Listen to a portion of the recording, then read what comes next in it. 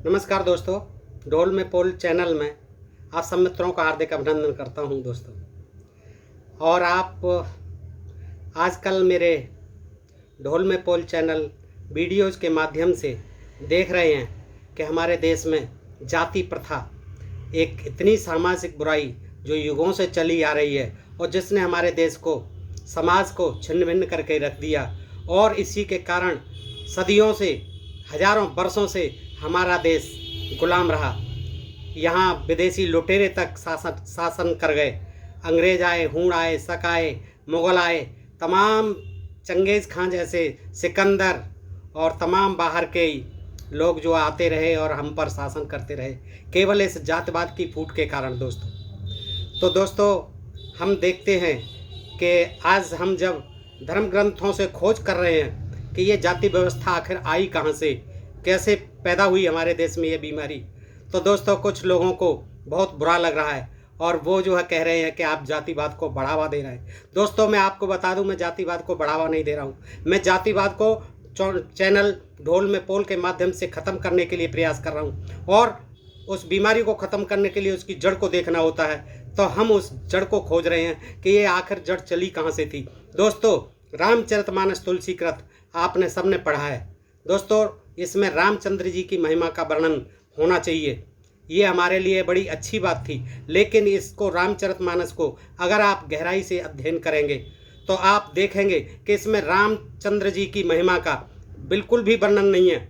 इसमें जो है ब्राह्मणों की वर्णन है, ब्राह्मणों की महिमा का वर्णन है और उनको बार बार जो है ब्राह्मणों को सिर झुकाना, प्रणाम करना, सब जगह यही भरा हुआ है। जितना है ब्राह्मणों के लिए सब कुछ है। उन्होंने राम जी को तो एक आधार बनाया है इस रामचरितमानस में दोस्तों।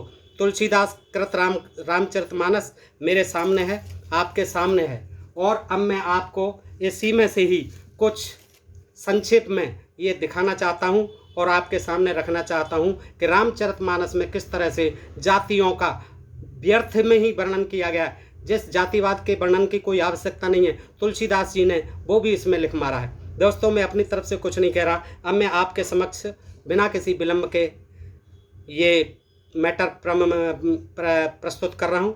आप देखिए और आपसे अनुरोध करता हूँ कि इस वीडियो चैनल को आप पूरा देखें, तो आपको बहुत कुछ जातियों के बारे में मालूम पड़ेगा। दोस्तों, ये बालकांड है और 15वां दोहा उसके बाद में आया है, एक चौपाई है। सिय निंदक अघ ओघ नसाए, सिय निंदक अघ ओघ नसाए, लोक बिशोक बनाए बसाए, बंदों कौशल्या से प्राची, कीरति जासु सकल जग माची। रामचंद्र जी ने, उन्होंने अपनी पुरी में रहने वाले, सीता जी की निंदा करने वाले नर नारियों के पाप समूहों को नाश कर उनको शोक रहित बनाकर अपने धाम में बसा दिया। यानी जो शुरुआत है उसमें ही रामचंद्र जी के बारे में वो जो निंदा की गई लोगों के द्वारा, उसकी चौपाई है ये कि सिय निंदक अग ओघ नसाए और लोक बिशोक बनाए बसाए। उन्होंने अपनी पुरी में रहने वाले, सीता जी की निंदा करने वाले पुर के नर नारियों के पाप समूहों को नाश कर उनको शोक रहित बनाकर अपने लोक धाम में बसा दिया। दोस्तों, ये इसमें कहीं जाति का वर्णन नहीं है, कहीं जाति का वर्णन नहीं है। लेकिन टीकाकार ने इस अर्थ में, इस चौपाई के अर्थ में जबरदस्ती ब्रैकेट करके देखिए लिखा, घुसेड़ दिया। उन्होंने अपनी पुरी में रहने वाले, सीता जी की निंदा करने वाले, अब ब्रैकेट में धोबी और उसके समर्थक पुर नर नारियों के पाप समूहों को नाश कर उनको शोक रहित बनाकर अपने लोकधाम में बसा दिया। जबरदस्ती, उसमें कहीं लोक बिशोक बनाए बसाए, सिय निंदक अग ओघ नसाए, कहीं धोबी शब्द नहीं है। लेकिन जबरदस्ती जो है उसको धोबी शब्द को यहाँ घुसेड़ा गया। ये जातिवाद का प्रमाण यहाँ से शुरू हो जाता है। और आगे देखिए दोस्तों, अयोध्या कांड है। अयोध्या कांड में मांगी नावन केवट आना, कहे तुम्हारे मरम में जाना, चरण कमल रज कहूँ सब कहीं, मानुष करन मूर कछु अहीं। श्री राम ने केवट से नाम मांगी पर वह लाता नहीं। वह कहने लगा, मैंने तुम्हारा भेद जान लिया, तुम्हारे चरण कमलों की धूल के लिए सब लोग कहते हैं कि वह मनुष्य बना देने वाली कोई जड़ी है। मैं तो इसी नाव से सारे परिवार का पालन पोषण करता हूँ, दूसरा कोई धंधा नहीं जानता हूँ। हे प्रभु, यदि तुम अवश्य ही पार जाना चाहते हो तो मुझे पहले अपने चरण कमल पखार लेने के लिए कह दीजिए। हे नाथ, मैं चरण कमल धोकर आप लोगों को नाव पर चढ़ा लूंगा, मैं आपसे कुछ उतरा ही नहीं चाहता। हे राम, मुझे आपकी दुहाई और दशरथ जी की सौगंध है, मैं सब सच सच कहता हूँ, लक्ष्मण भले ही मुझे तीर मारें, पर जब तक मैं पैरों को पखार न लूंगा तब तक हे तुलसीदास के नाथ, हे कृपाल, मैं पार नहीं उतारूंगा। अब उनको केवट को क्या पता था तुलसीदास जी रामायण को लिखेंगे, रामचरितमानस को लिखेंगे। पहले से ही वो वहाँ पर कहने लगे कि हे अब तुलसीदास के नाथ, हे कृपाल, मैं पार नहीं उतारूंगा। सुन केवट के बैन प्रेम लपेटे अटपटे, बेहसे करुणायन चितय जान के लखनतन। केवट के प्रेम में लपेटे हुए अटपटे वचन सुनकर करुणाधाम श्री रामचंद्र जी, जानकी जी और लक्ष्मण जी की ओर देखकर हंसे और बोले। कृपा के समुद्र श्री रामचंद्र जी केवट से मुस्कुरा कर बोले, भाई तू वही कर जिससे तेरी नाव न जाए। कृपा सिंधु बोले मुस्काई, सोए कर जेते नाव न जाई। बेग आन जल पाए पखारू, हो तब विलंब उतारे पारू। कृपा के समुद्र श्री रामचंद्र जी केवट से मुस्कुरा कर बोले, भाई तू वही कर जिससे तेरी नाव न जाए, उड़ नहीं जाए कहीं। जल्दी पानी लाह और पैर धोले, देर हो रही है, पार उतार दे।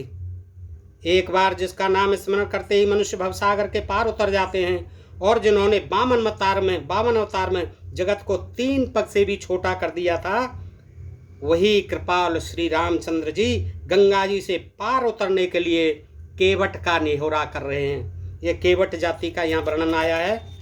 अति आनंद उमगे अनुरागा, चरण सरोज पखार न लागा।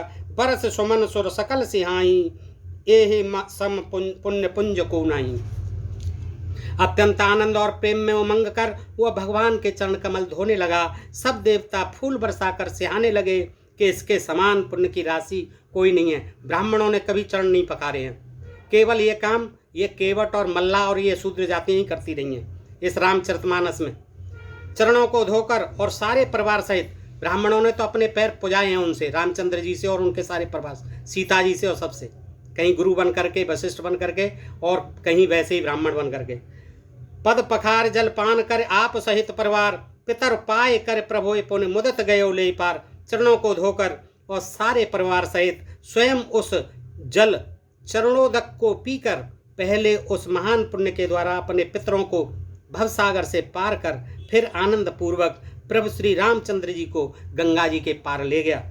निषाद राज और लक्ष्मण जी सहित श्री सीता जी और श्री रामचंद्र जी नाव से उतरकर गंगा जी की बालू में खड़े हो गए।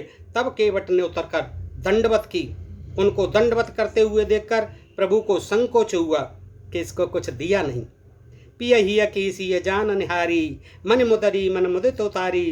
कहे कृपालु लेहि उतराई, केवट चरण गहे कुलाई। पति के हृदय की जानने वाली सीता जी ने आनंद भरे मन से अपनी रतन जटित अंगुली से उतारी। कृपाल श्री रामचंद्र जी ने केवट से कहा, नाव की उतराई लो। केवट ने व्याकुल होकर चरण पकड़ लिए। अब कछु नाथन चाहिए मोरे, दीन दयाल अनुग्रह तोरे। फिरती बार मोहे जो देवा, सो प्रसाद में सिर धर लेवा। हे नाथ, हे दीन दयाल, आपकी कृपा से अब मुझे कुछ और नहीं चाहिए। लौटती बार आप मुझे जो कुछ देंगे वह प्रसाद में सिर चढ़ा कर लूँगा। दोस्तों, रामचरितमानस के तुलसीदास जी ने ये हमारे शूद्रों को इतनी भक्ति दी, और वो की है वास्तविक दिल से की है, दिमाग से की है, आप देखेंगे। लेकिन ब्राह्मणों ने कहीं राम लक्ष्मण किसी के चरण कमल की वंदना नहीं की है, अपने चरण कमलों की वंदना करवाई, अपने चरण स्पर्श कराए।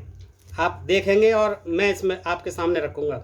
देखत बन सरसैल सोहाए, वाल्मीकि आश्रम प्रभु आए। राम दीखि मुनि बास सुहावन, सुंदर गिर कानन जल पावन। सुंदर वन तालाब और पर्वत देखते हुए प्रभु श्री रामचंद्र जी वाल्मीकि जी के आश्रम में आए। श्री रामचंद्र जी ने देखा, ये अयोध्या कांड चल रहा है दोस्तों। श्री रामचंद्र जी ने देखा कि मुनि का निवास स्थान बहुत सुंदर है, जहाँ सुंदर पर्वत, वन और पवित्र जल है। मुनि कहूँ राम दंडवत कीना, आशीर्वाद विप्र बर दीना। मुनि कह राम दंडवत कीना, आशीर्वाद विप्र बर दीना। देखी राम छबे नयन जुड़ाने, करे सन्मानो आश्रम ही आने। श्री रामचंद्र जी मुनि वाल्मीकि ऋषि के आश्रम में पहुंच गए हैं। रामचंद्र जी, लक्ष्मण जी, सीता जी। श्री रामचंद्र जी ने मुनि को दंडवत किया। श्री रामचंद्र जी ने वाल्मीकि मुनि को दंडवत किया। विप्रश्रेष्ठ मुनि ने उन्हें आशीर्वाद दिया। दोस्तों देखिए, यहाँ भी विप्रश्रेष्ठ ब्राह्मण विप्र आशीर्वाद विप्रवर्धीना, उन विप्रश्रेष्ठ वाल्मीकि ऋषि ने रामचंद्र जी को आशीर्वाद दिया और रामचंद्र जी ने मुनि को दंडवत किया। ये देखिए, इससे भी सिद्ध होता है, रामचरितमानस से भी सिद्ध होता है कि वाल्मीकि जी विप्र, श्रेष्ठ विप्र थे, श्रेष्ठ ब्राह्मण थे। श्री रामचंद्र जी ने मुनि को दंडवत किया। विप्र श्रेष्ठ मुनि ने आशीर्वाद दिया। श्री रामचंद्र जी की छवि देखकर मुनि के नेत्र शीतल हो गए। सम्मान पूर्वक मुनि उन्हें आश्रम में ले गए। ये देखिए,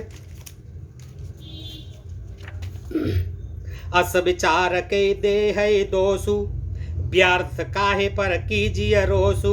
तात विचार करहु मन माही, सोच जोग दशरथ नृपनाही। सोचिय विप्र जो वेद विहीना, तज निज धर्म विषय लबलीना। सोचिय नृपति जो जाते नीति न जाना, जेहिन प्रजा प्रिय प्राण समाना। सोच उस ब्राह्मण का करना चाहिए जो वेद नहीं जानता और जो अपना धर्म छोड़कर विषय भोग में लीन रहता है। उस राजा का सोच करना चाहिए जो नीति नहीं जानता और जिसकी प्रजा प्राणों के समान प्यारी नहीं है। उस वैश्य का सोच करना चाहिए जो धनवान होकर भी कंजूस है और जो अतिथि सत्कार तथा शिव जी की भक्ति करने में कुशल नहीं है। उस शूद्र का सोच करना चाहिए जो ब्राह्मणों का अपमान करने वाला हो, बहुत बोलने वाला हो, मान बड़ाई चाहने वाला हो और ज्ञान का घमंड रखने वाला हो। उस शूद्र के लिए सोच करना चाहिए, उस शूद्र के लिए सोचना चाहिए कि सोचिए शूद्र विप्र अभिमानी, मुखर मान प्रिय ज्ञान गौमानी।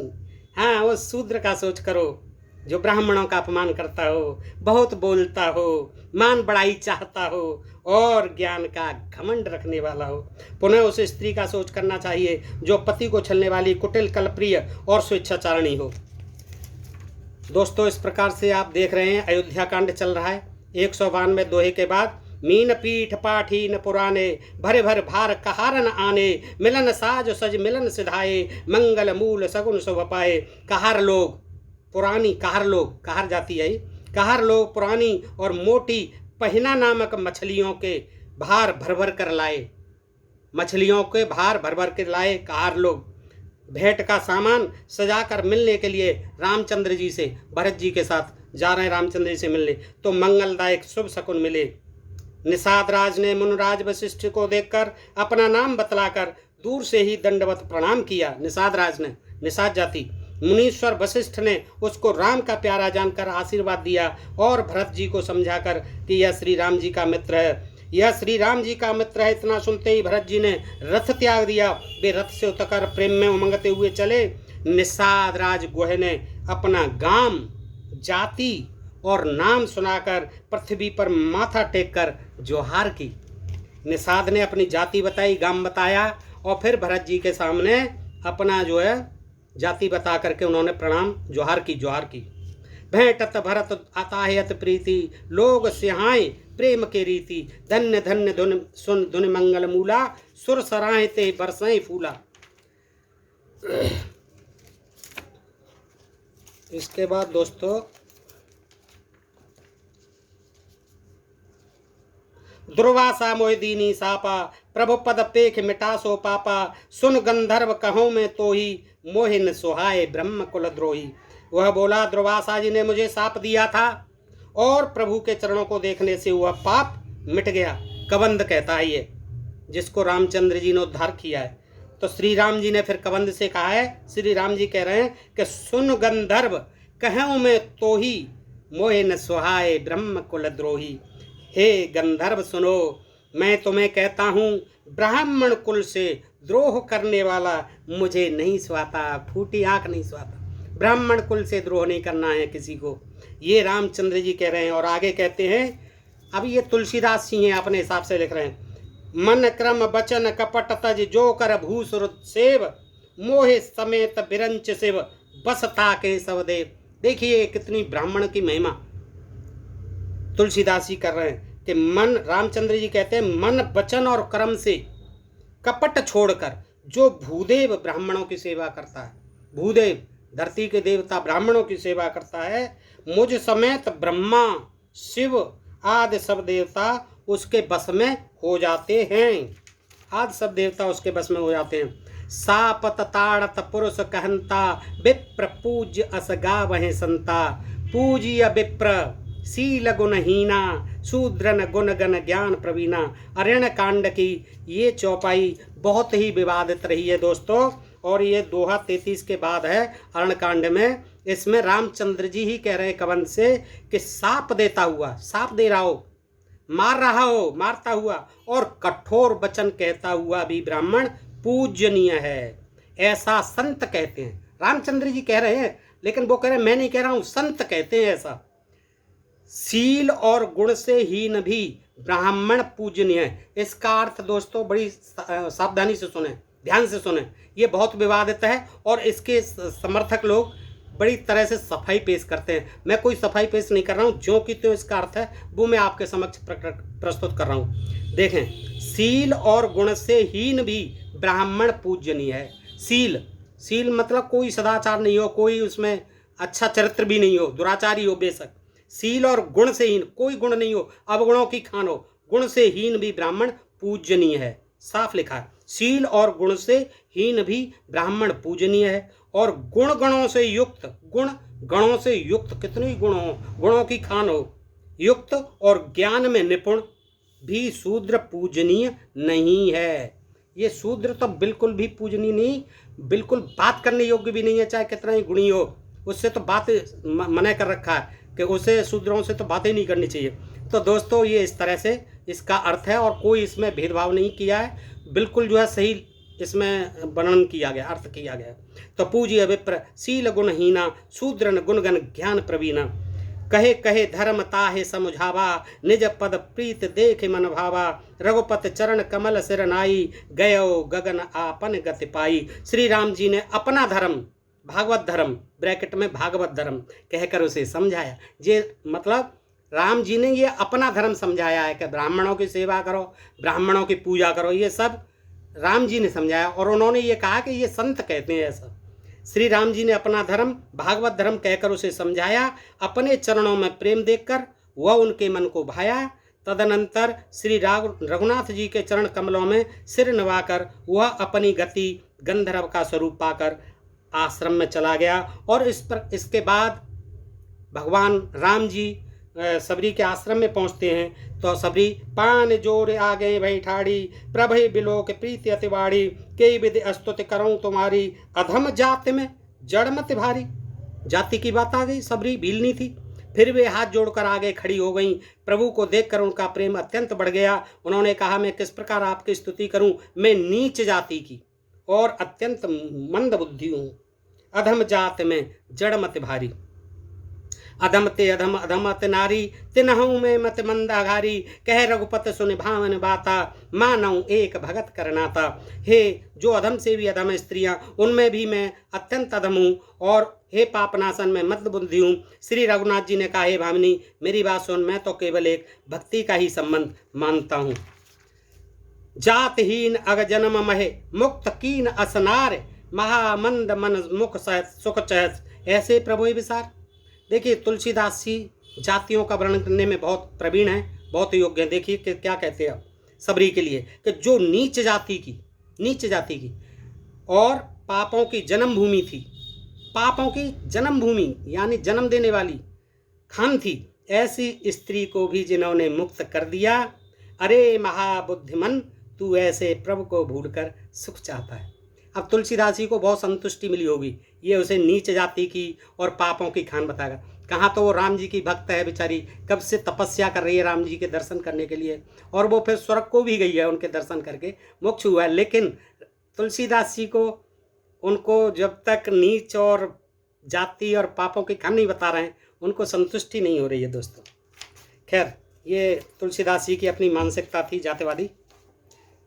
और देखिएगा, सबय सिंधु गए पद प्रभु केरे, क्षमऊ नाथ सब अवगुण मेरे, गगन समीर अनल जल धरनी, इन कह नाथ सहज जड़ करनी, तब प्रेरित माया उपजाए, सृष्टि हेतु सब ग्रंथन गाए, प्रभु भल कीन मोहि सिख दीनी, मर जादा पुन तुमरी कीनी, ढोल गमार शूद्र पसुनारी, सकल ताड़ना के अधिकारी। सुंदरकांड 58वें दोहे के बाद में ये चौपाई है दोस्तों। ये भी बहुत विवादित रही है, इसके पीछे भी बहुत विवाद होता रहता है कि ढोल गमार शूद्र पसुनारी, सकल ताड़ना के अधिकारी। और अब लोग जो है इसकी तरह तरह से व्याख्या करके तुलसीदास जी का समर्थन करते, लेकिन इसमें साफ लिखा हुआ, आप ध्यान से देखें कि ये समुद्र जो है जब रास्ता नहीं दे रहा है और रामचंद्र जी को बहुत क्रोध आया तो उन्होंने सुखाने के लिए जब अग्निबाण ताना वो घबरा करके आया है, तब वो कहता है कि प्रभु भल कीन मोहि सिख दीनी, मरे आजा पुन तुमरी कीनी, ढोल गमार शूद्र पसुनारी, सकल ताड़ना के अधिकारी। प्रभु ने अच्छा किया जो मुझे शिक्षा दी, दंड दिया, शिक्षा दी, दंड दिया, ब्रैकेट में दंड और शिक्षा दी। वहाँ प्रभु बल कीन मोहि सिख दीनी, मर्यादा पुन तुमरी कीनी, दंड दिया, किंतु मर्यादा जीवों का स्वभाव भी आपकी ही बनाई हुई है। ढोल गमार शूद्र पशु और स्त्री ये सब शिक्षा के अधिकारी हैं। यहाँ इसमें शिक्षा के अधिकारी कर दिया गया है। वो वहाँ पे है सकल ताड़ना के अधिकारी। ये ताड़ना को यहाँ शिक्षा बता रहे हैं, पहले ताड़ना ही था कि ये सब ताड़न के अधिकारी हैं, ताड़ते रहो इनको, कहते ना उसको ताड़ो, ताड़ना दीजिए, प्रताड़ना दीजिए, ये है। तो ढोल गमार शूद्र पसुनारी, सकल ताड़ना के अधिकारी, ये तुलसीदास जी ने यहाँ समुद्र के मुख से कहलवा दिया है दोस्तों। अब मैं आज इतना ही, अगले प्रकरण वीडियो में मैं और भी अभी कुछ ऐसी जातियों के नाम आए हैं और जातियों का वर्णन है इसी प्रकार से दोस्तों, मैं आगे के वीडियो में लाऊंगा। आज जिन लोगों को ये वीडियो पसंद आए कृपया वो मेरे इस वीडियो को अधिकाधिक शेयर करें और चैनल को सब्सक्राइब करते रहें। और मैं उन मित्रों का बहुत बहुत आभार व्यक्त करता हूं जिन्होंने अल्प समय में अपने इस चैनल परिवार को बढ़ाने में, अपनी संख्या को बढ़ाने में इसको चैनल को मजबूती दी है। मैं उनका हृदय से आभार व्यक्त करता हूं और आशा करता हूं कि आगे भी मेरे इस तरह के वीडियो सुनने के लिए आप सब्सक्राइब करते रहें और चैनल ढोल के पोल परिवार से जुड़ते रहें। धन्यवाद। जय हिंद, जय भारत।